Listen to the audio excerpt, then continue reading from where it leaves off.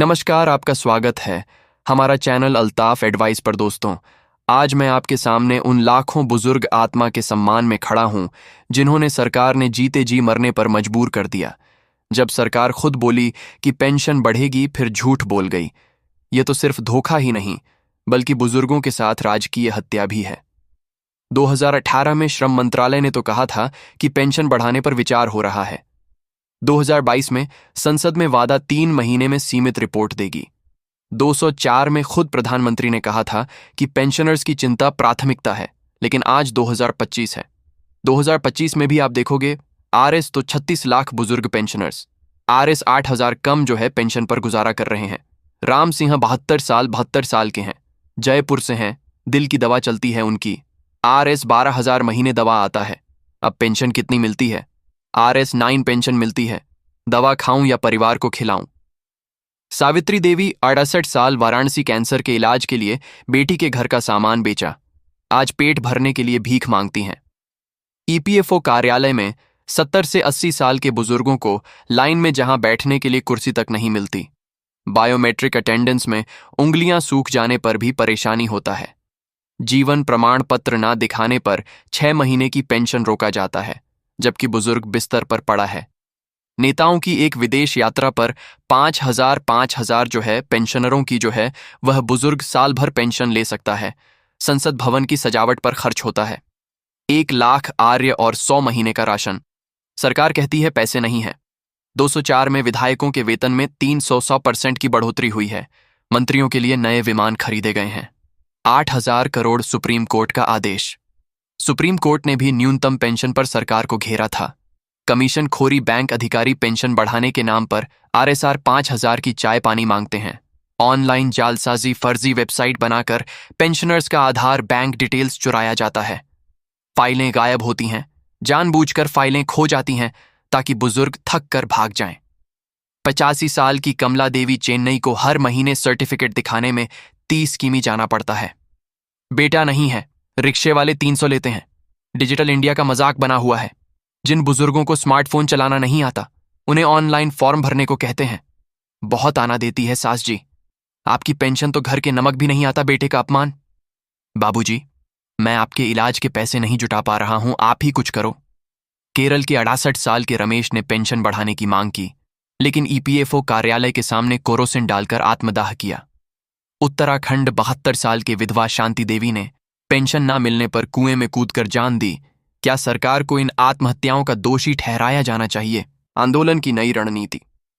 अब सड़कों पर संसद तक दोस्तों आग बरसाएंगे। पहले सप्ताह में सभी राज्य के जिला अधिकारी कार्यालय का घेराव करके 500 पेंशनर धरना देंगे।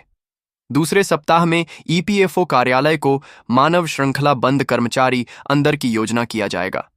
10,000 बुजुर्गों का दिल्ली कोच होगा। सरकार ने ईपीस 95 पेंशन में बढ़ोतरी अगर नहीं की तो ईपीस 95 पेंशनर जाएंगे। कहां छोटी सी हमारी मांग थी, आर साहब 500 जो है किया जाए। मुफ्त स्वास्थ्य बीमा 10 लाख तक कवरेज किया जाए पेंशनर्स को। प्रधानमंत्री आवास योजना के तहत प्राथमिकता दी जाए। कमांडर अशोक रावत साहब ने इस चीज को स्पष्ट कर दिया है।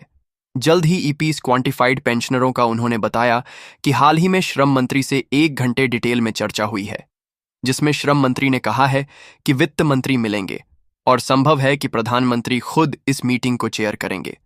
इस बैठक के बाद पेंशन बढ़ोतरी की घोषणा जल्द हो सकती है और इसमें अशोक रावत जी की भी बुलाया जा सकता है।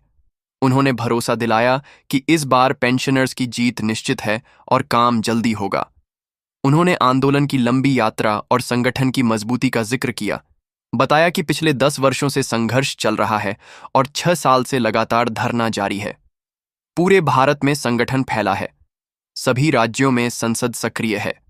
अशोक रावत जी ने यह भी कहा कि सरकार को ईपीस 95 पेंशनर्स की मांगनी चाहिए, क्योंकि कई राज्यों में बिना कंट्रीब्यूशन के वृद्धावस्था पेंशन आरएस 3,000 दी जा रही है, जबकि ईपीस 95 पेंशनर्स को न्यूनतम आरएस 0 दिया जा रहा है, उससे भी कम मिल रहा है, जो कितना बड़ा अन्यायपूर्ण है। उन्होंने चेतावनी दी कि अगर 1 महीने के अंदर पेंशन बढ़ोतरी का फैसला नहीं लिया गया तो पूरे भारत में आंदोलन होगा और बड़ा आंदोलन होगा। उन्होंने कहा, सिर्फ यह पैसों की नहीं बल्कि स्वाभिमान की भी लड़ाई है। सभी पेंशनर्स एकजुट होकर संघर्ष करेंगे। अंत में उन्होंने यह भी कहा कि अगर सरकार ने बात नहीं मानी तो आंदोलन को और तेज करेंगे और सरकार को झुकने पर मजबूर किया जाएगा। उन्होंने सभी पेंशन संगठन को और सभी पेंशनर्स को संगठित होकर काम करने के लिए कहा। सभी पेंशनर्स को एकजुट होकर के आंदोलन करना है।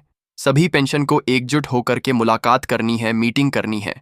उन्होंने बताया कि हाल ही में जो मंत्री से मीटिंग हुई है, इसमें बहुत अच्छा डिटेल से चर्चा हुआ है।